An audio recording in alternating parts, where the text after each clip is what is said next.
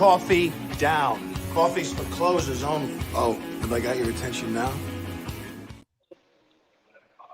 What's up? What's up? What's going on? Guys? There we go. I'm trying to figure out how to get this thing to work. There we go. There it is. Nice. What's happening? All right, guys. Welcome back. Another episode of Coffee with Closers Live. You want to just jump in here or what? Oh, hey, buddy. Hello. Welcome, man. What's going on? Traveling all the way from the other side of the screen. Exactly. Crazy. I love it. Taz, thanks for coming on, my man. Thank you so much for the invite. Yeah, so we're all actually together right now in a conference here in Tampa, Florida. It's a conference called Family Reunion. It's real estate. What is it? Influencers or coaches? Kind of a mix. It's in the space of coaching and influencers, and I mean we do talk about traditional real estate stuff, but it's mostly on the back end, systems of things. Exactly. But, it all connects, right? Yeah, very cool group. Yeah, that's right. That's right. Very cool group. And Dave's going in and out. I get the opportunity to come down here and network with a lot of these guys. We're going in and out. Yeah. I think it's because of the internet that we're dealing with here. You ain't paid the bill, have you? Yeah, this is the one. That's right, man. This is the one where everyone has the pick with vanilla ice. So they're obviously using that to help promote the event here. But there's a lot of people here. Yeah. There's like maybe 200 people or more, maybe. Right now, I think today's probably the biggest day. The biggest day. So it's been packed. Maybe even 20 people. Yeah, maybe 200 plus actually. But yeah, we have a really good group, which is awesome, guys. So on today's episode, we really want to just learn a little bit more about Wholesale and some of the systems. You were telling me a little bit last night when we were having some cocktails and eating dinner about some of the systems, and you're also one of the coaches over at Wholesale Inc. Right. So a little bit about what you've been working on, and let's dive into some of these systems. First off, thank you so much for the invite. I appreciate it, man. And I have this big hustle, right? I think we all need hustle to get going, and that's getting starting off in such a good as state. We have to start off with that hustle mentality. However, it's not sustainable in the long run. There comes a point where the hustle is not going to get there, type of thing, right? So one thing that, for example, that I am a huge advocate of is to start thinking systematically. Start thinking business instead of hustle. And that's really the freedom is going to be in the systems. And it's not that I spend my home, all that stuff. It's just that because I do respect the importance of systems and I apply those in my business, I'm able to drop my day-to-day in the business and step away. I mean, I've been gone from the company at this point. It's been 2 weeks, a couple of different conferences. Next week, I'm going to be traveling to Costa Rica. That's another week I'm off. But the company doesn't skip a beat. We're running that thing on 90-minute meetings because the systems are in place. And when I'm talking about systems, I mean, you don't have to be super complicated. It's of a fairly easy to understand, type of blueprint, right? And I'll use the same context of wholesaling. Is that what mainly the audience is? Yeah, just really just anything real estate related. Okay. So this. You can take this and then apply it to your business and what it looks like from your end. It may be, but understand that there's different stages from the beginning or the inception of a deal to the point where you actually get paid. One of them, right? We have to source leads. We have to. That's common sense. You can't do anything if you don't source leads. And what that looks like, depending on your industry or whatever you're doing, it's maybe different, right? Maybe cold calling or the SMS. We use those as our backbones. Can't hear us? Oh, is it? Are you connected to the internet? Are you connected to the internet, the local internet here? Well, then here, you stay here. You sit and I'll go over there because you're connected. So no change really. Here, don't use that though because it'll interfere. I think I need to head over this way.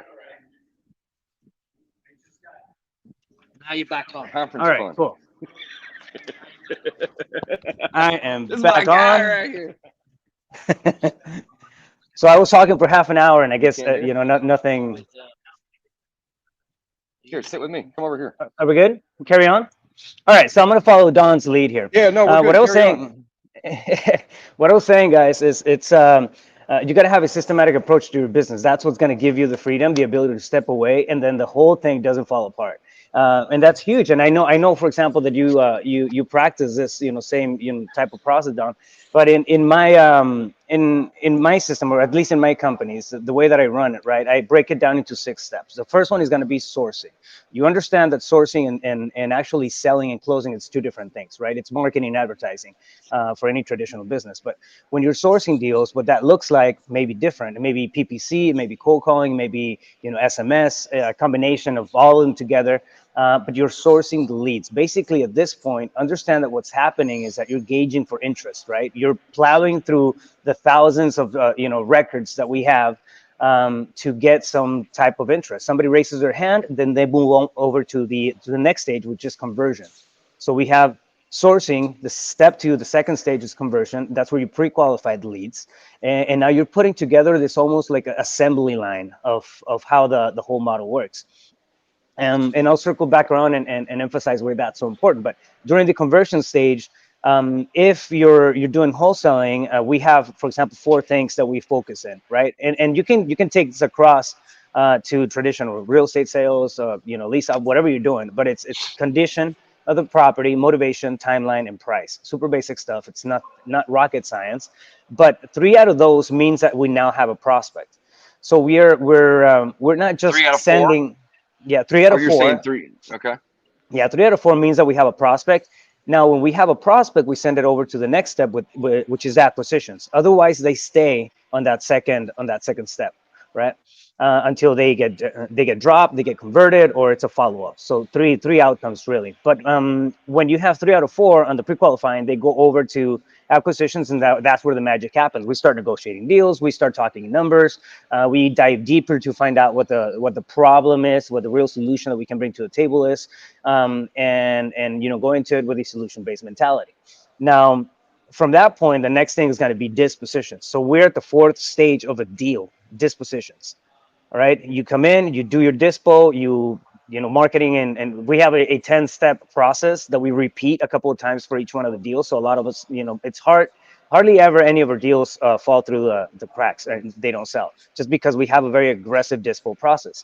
And we actually come in and then pre-qualify our buyers. We have a very close-knit relationship with our A-list buyers.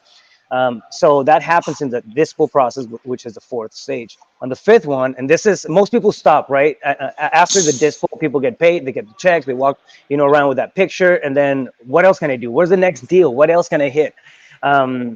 What you do after that point is you measure, okay, what gave me this deal? That's where you start looking at your KPIs. There's a handful of key performance indicators and metrics that you look at to understand how that deal came to you, what happened throughout that deal, what could have done better, and that's the final stage is improvement. So you actually sit down and break it down. We break every single deal down on a weekly basis. So I meet with my team 90 minutes a week on Tuesdays, and we put everything on whiteboard. If we have anything that pops up that there was an issue with, or we had hiccups, we could have done more money on this. We left money on the table because of this, and that.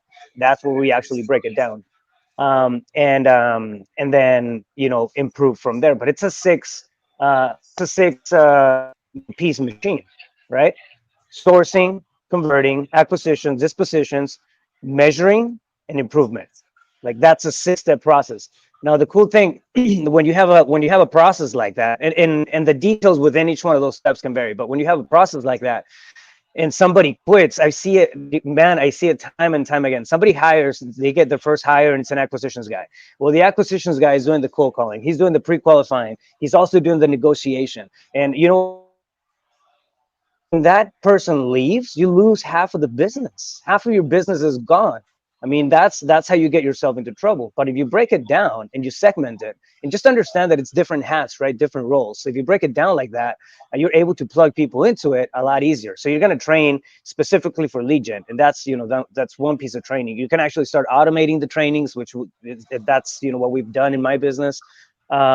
and build the specifically for those for those particular stages of the business. But that's how a system runs, right? You're running this whole machine, and you can step away from it and it doesn't fall apart. Like right now, people are doing what they're supposed to be doing back in my market, which is Phoenix. And it's just it's a good way to have something, make it predictable, to a degree. So essentially, when you're talking about systems, that's really how it breaks down. The details and under each one of those is, they're different. But it's very, very important to just at least have the awareness that that's how an actual business works. Yeah, absolutely. How many people do you have on your team? Can you explain to us a little bit about what the team looks like? Yeah, absolutely. It's not a huge. We don't have 100 people in the wholesaling business. We do we do wholesaling and fix and flip on Pulse Capital. That's the name of that. So it's I have 3 cold callers dialing just their eyes out or ears out. 3 cold callers. I have 1 in-house lead manager. The 3 cold callers are hired. They're coming in from a third party because the attrition with cold callers is it's high. Usually people come in, they'll stay in that cold calling role for a few months, and then they move on to something else, VAs and whatnot. So what I found out is we were training and training and training and training. People were leaving just because the actual telemarketing position is not. Nobody wants to stay there for years. It's not a career. You know what I mean? So we decided to get around that. We hire out the cold calling. Again, the only thing they do there is gauge for interest. If they're interested and they want to talk about an offer, like that's all they do. Then they go to my lead manager and get pre-qualified. So 3 cold callers that are doing that. I have a lead manager that deals with all the leads that come in. She pre-qualifies them and turns them into prospects. And once they go into the prospect stage, they go to acquisitions. I have 3 acquisition guys right now. So it's 3 cold callers. So in office, you have a lead manager and 3 acquisitions guys. When your cold Yep. callers, I would imagine, are virtual, right? Yeah, exactly. Yeah, Okay. and then from on the dispo side, I have a dispositions manager and a transaction coordinator that helps them out. And I have one. This is one role that's very important to me. It's perhaps the most important role at all because it keeps me out of it. It's my director of operations. Director of operations. He runs the ship. Everybody reports to him. I have my conversations with him on Tuesdays. Him and I break down the scorecard. We go over KPIs and all that stuff on a 1-to-1 meeting, just me and him. And then we have this section where I come in and then I talk to the whole team. Wow, that's awesome. So you're spending Yeah. 90 minutes a week in basically your Yeah. flipping business, right? Yeah. How many So minutes a week are you spending, Gavin? About 90? That's pretty impressive, guys. Holy cow. Yeah. Don, how about you, brother? Oh, right now I'm probably a little bit more 90 minutes a week because we're in a rebuild phase. But usually I have a 30-minute meeting and then I'll spend maybe another hour or 2 a week here and there. So that's why we're all in this room. That's right. that's why. Right. Yeah. That's exactly Yeah. right. I love it, man. That's awesome. I want to say real quick as well. Obviously, Raphael, I was in Phoenix. I used to live there. And when I got started, you were kind of dominating the acquisition side because you used to work with Sean Terry. And I remember when we were all fighting over houses constantly, all turning up to the same meetings. This guy was constantly closing. He was closing them out. Yeah. So Gavin didn't like it when he would go up and see Raphael. That's hilarious. Business, I'm going Yeah. about closers. Just talk about that. Like, how are you in a competitive market? You weren't saying don't sell with them guys, come with me. You were building that rapport, right? The relationship with the sellers to be able to get these under contract. One thing, man, that I think was my competitive advantage was and I talk about this all the time. It's understanding behavioral tendencies. Everybody communicates differently, man, and I think you and I. Yesterday we were talking about something like this. You and I, just on the sidelines here in the hallways. But it's when you understand how people communicate, when you understand how people process information, you know when to push, you know when to pull back. For example, if you're face to face with somebody, and you can keep it simple, right? You don't have to get super complicated or get a master's degree in psychology and whatnot. I mean, just understand the basics of DISC, which is it's actually part of the training that I give my lead managers and my acquisitions people. I give them behavioral tendency training just so they can understand how to adapt to those conversations. And I actually have a full script. If you guys want it, we can give it to your people. I'll give you guys a link to it, and it's a full script on negotiating the deals, on the acquisition, on the sourcing, and all that stuff. And I have the first page is the breakdown of understanding behavioral tendencies, understanding DISC at a very simple, like super easy to understand approach. But anyways, it was that. It's when you're talking to somebody who's, for example, a driver, right? They're gonna have certain reactions. The tonality, it's gonna get more aggressive. It's gonna go higher. Body language tells you a lot. I know now most of the stuff that's happening over the phone, but you can still catch the pitch, right? You can catch the pitch and the speed of the way that people are talking to you, and understand that if I say $50,000 and something happens, right? I mean, for example, if I'm across the table with a seller, and this used to happen all the time, and I would drop a low anchor number, they would push back from the table, they would close off their arms, do something. I mean, something that's guarding, and that's gonna tell me it's a subconscious response. So when you see that kind of, when you see that kind of stuff, you know that, okay, what I'm pushing on right now, if it's a personal question or something, and they close off, I know they're not comfortable with it. So what am I going to do? Right. I'm gonna retract and pull back a little bit from that and find another way to get around it. So most of my negotiations were not, boiler room style. I mean, it was mostly more like navigating around the problems, the issues, so I could uncover more and then really become like that go-to person for that seller. Also, one of the things that always has to be done if you're looking at closing is come in with a solution based mentality, right? And it sounds cliche, but if you have somebody, this is it. If we have a seller that we know they're going to benefit a lot more from doing it for sale by owner, and it's doable, the property doesn't need much, and that's really what they want to do. Well, we don't lie to them and tell them, listen, it's like I'm your best shot. Like if I truly honestly believe that their best shot is to put it up on the MLS, that's going to be the recommendation. But we come in with the consulting based type of approach, and you become their go-to person. Like that's what happens when you're that their right? go-to person. Yeah, they're gonna they're gonna trust you, they're gonna believe you because you're acting in good faith and given resources. One thing that I would always do, like when somebody came back at me with the oh, you know what, I can list it myself or I can sell it myself and make a lot more money. You're completely right. And you know what, if you go to Zillow and follow this link, these two, click this button right here, is going to take you to this page where you can actually put it up by yourself, and it's going to push it up as a for sale by owner. Like that's huge in value to somebody who doesn't know that exists, right? Yep, So absolutely. now what happens? I'm on their team. I'm on their side. So um, between a combination of that and follow up, I mean, it's deals left and right, man. Deals left I and right. think the key takeaways there is understanding the person, right? Reading the person is You really important. say that again. Sorry, I know. No, you're good. Yeah, the key takeaway is reading the person, right, Gavin's what you're saying, and that's the tough part though, is that's something that you can't always teach.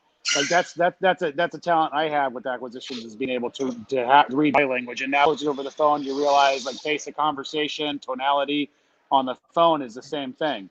Yeah. So ultimately, at the end of the day, um, how do you teach that? And that's one of the things that I've been always kind of working through, is like, how do you teach somebody to read that? And really what you're looking for in the person you're hiring is somebody that's going to Monday morning quarterback their conversations. They're going to listen to their own recording. They're going to think through, should I have said this? Should I have done that? You're looking for somebody that's going to analyze every interaction they have, because that's where they're going to pick that skill up. The reason why Yep. I can read the way I do, and I'm assuming the reason why you can read the way you do, is because after every seller interaction, we'd sit in the car and we beat the hell out of that conversation Oh yeah. until we got to a point where it became instinct, muscle memory. And so that's the employee you want, is somebody that has that drive to always want to improve. Yeah, active learning, man. Active learning. This lesson, I used to work for the fire department, and I learned it early on from this one. He's still a good friend of mine. But we responded to this one call out in the sand dunes. The helicopter came in, and they took the patient because we couldn't access it. It was in the middle of the desert, and it was this whole, like, it was probably one of the biggest scenes that I was in. And there was a lot of shit happening, right? And so we managed to get through it. We flew out the patient, made it to the hospital. The guy lived and whatnot, and then we're getting back in the ambulance, and I think I'm 20 years old at the time or something. We get back in the ambulance, we get back to the station, and like I start cranking the stereo out, like just put the stereo on, and then I get back into my okay, cool, just automatic mode, right? And he turns it off. He looks at me, and this guy's only 2 years older than I am. Turns it off, looks at me, he goes, no, let's break that down.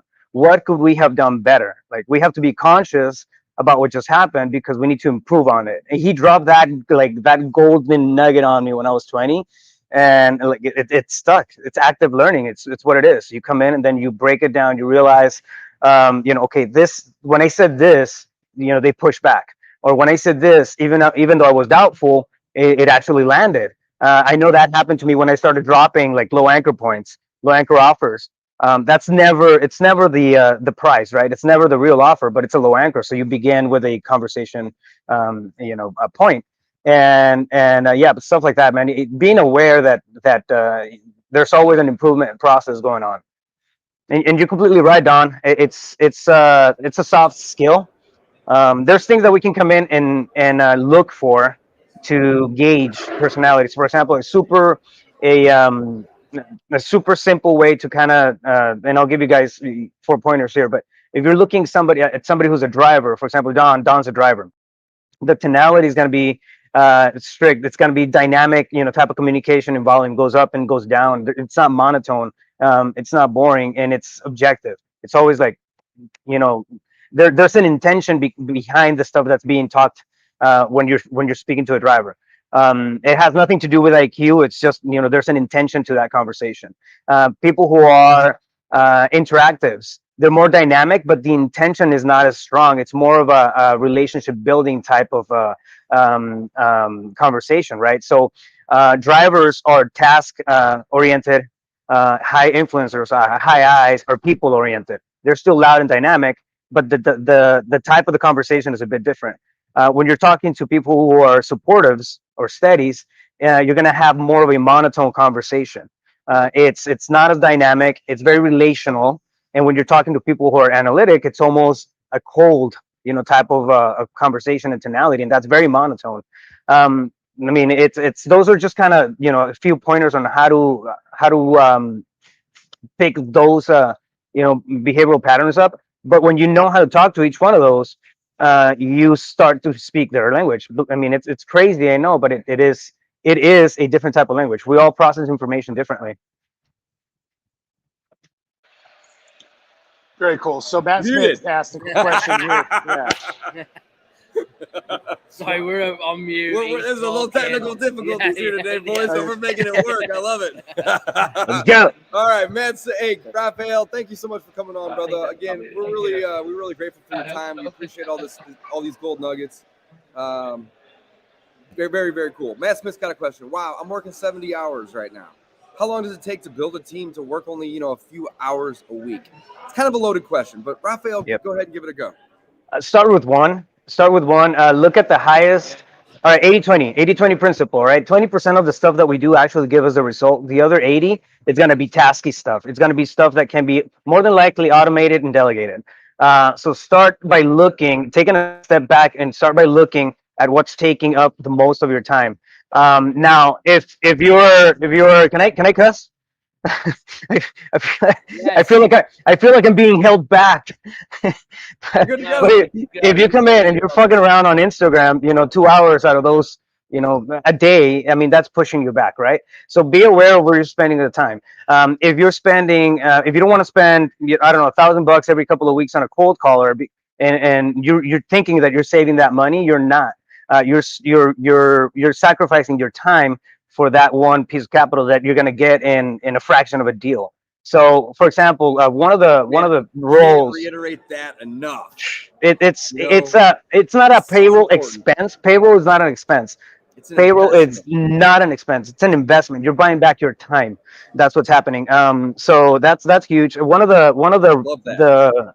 the positions that takes up the most time is cold calling. Why? Because we're calling 10,000 people. We're just sitting there and waiting for that thing to go on. Boom, boom, boom. Um, this is how kind of like the numbers are broken down, right? And I'll use just a brief example. If you're doing the cold calling and you reach out to 1,000 people, right? You're gonna spend, I don't know, 6 hours doing that. All right. So from that point, you get it qualified. Maybe out of those 1,000 people, 100 are going to raise their hand. They're going to say, I'm interested, right? Now you have 100 leads. So you have your lead manager in that role. That lead manager is only talking to 100 leads. They're not talking to 1,000. Now, after they get pre-qualified, 10 get pre-qualified, go over to acquisitions. Your acquisition is talking to 10 people. So at the end of the day, like if you're looking at making deals, what's your highest and best? Matt, if you're good at closing, look at talking to 10 people as opposed to 1,000. How do you do that? You plug a couple of cold callers in. You can, I mean, start with one. You don't have to bring in a bunch of people in. Start with one, get a feel for that, see how that works. I mean, it takes a while to get to that point where you delegate your business effectively, but it's totally doable. Start with the don't let go of the income generating activities. Like those are yours. Right now, you're at a level 1 company. So when you're in a level 1 company, income generating activities are a priority, and then plug people into the stuff that can be kind of handed down because of the time issue.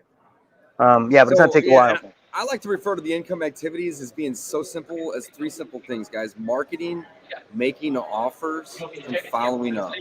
Right? Oh yeah. That's really what it comes down to. So Yep. a lot of So people like to outsource the acquisitions, but really the way I like to look at it is outsource the jobs that you don't want to do, or B, they're the jobs that are the low paying jobs. So like Right. personally, I like running appointments. So I've outsourced, most of the things in my business other than that. And I tell my team, hey, your job is to market and set appointments for me and send offers and do the follow-up and do all the things that I don't want to do. The closing Yep. coordination, the funding of the deals and whatever it is. I just want to go run appointments. So Matt, figure out what your passion is. Like there's got to be 1 or 2 things that you probably really enjoy doing in the business. Hopefully. Well, Yeah. I know, Hopefully. I know Matt personally. So he's actually one of my coaching students, and I will say this, and I don't want to particularly call Matt out here, but I know Matt well enough to know that he's doing activities that he doesn't need to do. He's operating. He's got a way, an ability to remove himself from his business if he just tweaks a few things on how he's doing things. But some of us we get in the habit of doing all the work. We get in the habit of making it harder than it needs to be. I think we start to get comfortable in the struggle, and we tend not to make the decisions necessary to pull us out of that. And so Matt's actually in a position where he could, if he handled how his money's deployed in the projects a little differently, he could reinvest it in a team or marketing. There's a few things that he could do. So I guess adding to what everybody has said, I would just say don't make things harder than they need to be. And Right. don't operate from, and I want to use this gently, but don't operate from a broke mentality or broke mindset. Yep. So Yeah. that's what I got. I love 100%. it. That's a great. I love it. Great answer. All right, Kirk's got one. Interested in how sales training is automated. So not exactly sure, what he means with that specifically, but I would think that coming from my perspective, he's seeing Raphael say, "Hey, I'm only working, 90 minutes a week on my business." At some point, Raphael had to train his lead manager and his acquisition guys. But the beautiful thing, though, Kurt, is once you have trained 1 or 2 people in your organization, and then you bring on a 3rd person or a 4th person, guess who's going to train those people? Hopefully not you. And that right there is the automated sales training part of it. No sales training is truly automated, guys. You have to teach your people. Raphael said it really, really earlier to look for certain things. What was the 4 or 5 things that you had mentioned? Condition of the property, motivation, price, Timeline. time. timeline. right? Yeah. But yeah, that's basically what we're looking for when it comes to sales, right? And then we're gonna figure out what the problem is, and then we're gonna offer a solution to those people. That's very, very, 10,000 feet, of course. I Good. just want to say, I think it's the last thing as well that should be outsourced, depending on where you're at in your business, because the sales, as we all know, is the $1 million skill, right? It's the number one thing that makes money in our business. So you should only be outsourcing it in 3 ways: someone that's better than you, someone that's as good as you, or 80% of you, in my opinion. So everyone wants to outsource that first, and I just don't think it can be done. The reason why I like to break things down into different stages is because you need different type of people for each one of the roles. Your lead manager has to be super patient. They have to be willing to put up with a lot of like the dreadiness of getting through the leads. When your acquisitions person needs to move fast, a lot of times, most often than not, you don't have the same type of personality, or I'm sorry, those two personalities in the same person. So you have to understand like where to plug it in. You're talking about sales automation. Again, it's coming in, through the marketing and then creating that pipeline to come through. Now, one thing that you can start to keep in mind, when you're building your business, is to reverse engineer. See it this way. For example, I like Loom. Loom is a super cheap software that you can screen record and whatnot. Loom is great. Yeah. Love Loom. When you're going through something new, Kurt, when you're going through something new and you have like a new process, a new protocol, you figure out a new way to do something that's new to you, just put it on the video. Next time when somebody asks you that's in your team, hey, how do I do this? Send them over to the video. Just save yourself 20 minutes. Do that. I took that to the next level, because I do coaching and I have all my stuff housed in Kajabi, right? So I have a Kajabi account for my coaching programs. Now I have a Kajabi account for the training for my company, for my internal team. So my team has Kajabi access, and I lay down my trainings, like for acquisitions, a training for dispo. I lay them down like almost like in a course format, but it's just for my internal use. It's just for the company, right? It's relevant to my CRM, to our process, to everything. But you can start to reverse engineer and start recording every time you have something new. Just put it on video and then start building this video vault. If you're talking about how to build the training program, that's how you do it. As you're going through the process. As you're going through the process. Yeah. Just basically video your screen, the process that you already do in your business. Yeah, which could be anything, any process. Record your screen and talk. Record over it. Absolutely. Yep. So Matt says, I have a fearful mindset, thinking if I'm not the one making the initial call, I feel like the seller will lose interest in selling, right? It's obviously works having a team. So check this out, Matt. I have a lead manager. He's been with me for about 6 years. He's a VA. He's in the Philippines. His name's Dennis. He's probably watching right now. He's a rock star. I love him. He's a friend. And he basically handles and manages all the leads in my business. Now, I empower Dennis to act as if he is a partner or an owner in this business, and not just, somebody that works for me as one of the owners. And he makes all the inbound calls come to him. He does a lot of the outbound. He does all the follow-up. But the point that I'm trying to make is sometimes I'll go run an appointment. And again, that's really what I like to do. So I have people, help me with all the other things. But I'll go run an appointment and I'll show up. And, if you're not aware, my name is David Dodge. And I'll show up and I'll say, hey, I'm Dave. I'm here to view the house. And they say, well, where's Dennis? I thought Dennis was coming. Right? Because Dennis was basically the face and the voice of the company. And it's kind of funny because sometimes people will get a little disappointed because Dennis is the one that built all that rapport with them and basically told them that we were going to be able to help them and, provide them a solution, but we needed to come see the property. So I show up and I'm the owner. I'm the guy that's going to be writing the check to buy the house and sign the contract, of course.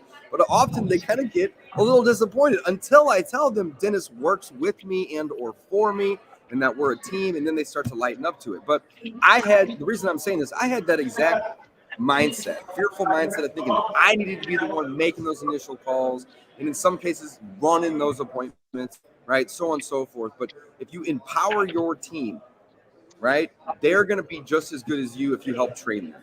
It's not going to happen overnight. You're going to have to give it some time. I have a question. Yeah, please. How come, and maybe you do you not get Dennis to position you to go out? does he not do a handover? Say, hey, David's coming out. Like, Yeah, sometimes he does, sometimes he doesn't. It just depends. right. Yeah, sometimes they'll be expecting me. Other times, it's just extra to try to explain that Yeah. someone else is It coming makes sense. out. Yeah, so when I'm out there, I'm a people person. I like talking to people. That's why I've outsourced all of it except for that. Yeah, yeah. And most people would do the opposite. Most people would outsource that and say, I don't want to run appointments. That's time consuming. Well, that's really the only thing I enjoy doing. If I can go run 1 or 2 appointments in a day and maybe spend another 20 or 30 minutes helping the rest of my team, make those offers and, whatever it may be, that's really, what I enjoy to do. That's a great question though, Gavin. Like, that's something that we could essentially work on a little bit, is have Dennis position me as the owner, you know what I'm saying? So they're not expecting him. But I think the main point though is empower your people. All right. And mistakes are going to get made. You're going to make mistakes. Your team is going to make mistakes, but empower them. Let them know that mistakes are natural and they're part of the process. And the quicker you can make a couple of these mistakes, and then like you guys just said, review. At the end, review it. Hey, how could we have done this better? Why did we make this mistake? How do we prevent from making this mistake again? And then you move on. But you got to let go of that mindset of having complete control. If you don't, you'll never get to 90 minutes a week. Matt, if I let me throw something in there for Matt. It's a classic edification process, right? Lead manager is talking, and we do it even when we hand out from acquisitions to dispo. We edify dispositions. When the lead manager is going to hand out something from lead to prospect and send it over to acquisitions, we'll edify acquisitions. And what that sounds like, it's just a it's a very simple statement. I'm doing here. I'm in charge of getting the putting the information together. Now, my acquisitions person, who's Dan, my acquisitions manager, he's going to be reaching out. I mean, he knows everything about the market, the ins and outs. He's very well versed. He knows how to structure the deal, and he's a rock star at understanding how to give you the best solution that you're looking for. So he's going to be reaching out to you. It doesn't have to be a half a page spiel or anything. Just a quick little introduction and giving them the edifying whoever that next point of contact is going to be, telling them that they're in good hands because you already built rapport. So whatever you say is going to connect, right? Better than if it's just a cold showing up. But edifying that person, that next person, and then giving them how the process of that that's going to happen. Like, he's going to call you, he's going to show up to your door, he's going to do something like that. When you get rid of surprises with sellers, that goes a long way. But it's not, if they're going to lose interest in selling, they were not interested in the first place. It's that's not a thing. Yeah, I want to hit on that. So edification, most people probably don't even realize what that is or the power of edification. And what edification really is passing the power. So Exactly. it's almost a game, and I hate to say it that way, but if I go, hey, Raphael's, I mean, he is awesome. Like, you are in good hands. He's going to take really good care of you. I'm passing my power to him, and then he takes on that individual. And he goes back. He says, "Man, you've been talking to Don. Don's incredible. He really works well with our clients, and blah blah blah. You were in great hands. I'm so glad you had the opportunity to work with Don." And then it's like suddenly these people feel like, oh my goodness, like I'm working with a great team, and these are great individuals, and I'm so lucky, right? You create this almost FOMO opportunity, and people don't realize how powerful that is. We don't do that in our space enough. We don't do that amongst each other enough, and I don't think we teach our teams to do that enough. But it is so impactful and so powerful when you do it properly, and your team has buy-in and they understand why they're doing it. You'd be amazed at how much further you're going to go. Oh, absolutely, 100%. The exact phrase that we use, it closes off like this. But yeah, so we'll do an edification of the next person, and we always tell them, listen, you still have my contact information. I'm not gone. If you have any questions, you can always call me. You know that. But from this point forward, Dan's going to be running point on acquisitions just because he has all the information on the market. But I'm still here if you need me. So it's not like you're cutting, your lead manager is cutting themselves out of the picture. They already have that rapport. You might as well use it in the future if you need it, right? But you're building up on it. You're creating another leg to that rapport connection, to that edification. And edification is huge, huge, huge, huge. Same thing. We'll edify the title company. What title company are you going to go with? Oh, Julie. Julie, yeah, she's been in the business for 30 years. I'm telling you, that lady knows how to get rid of anything that maybe clouding titles. That lady knows it all. She's an expert. If you need to get hold of me, I'm still here, so we'll still be in touch. But she's gonna be running point on the title stuff because that's her street. That's her track. And I mean, that just treating it like that, it goes a long, long way. Yeah. And I completely agree with you, Don. Yeah, absolutely. Perfect. All right, boys. I can't see a Awesome. clock. I don't want to eat up too much time for everybody. Where are we at time wise? We're gonna 42.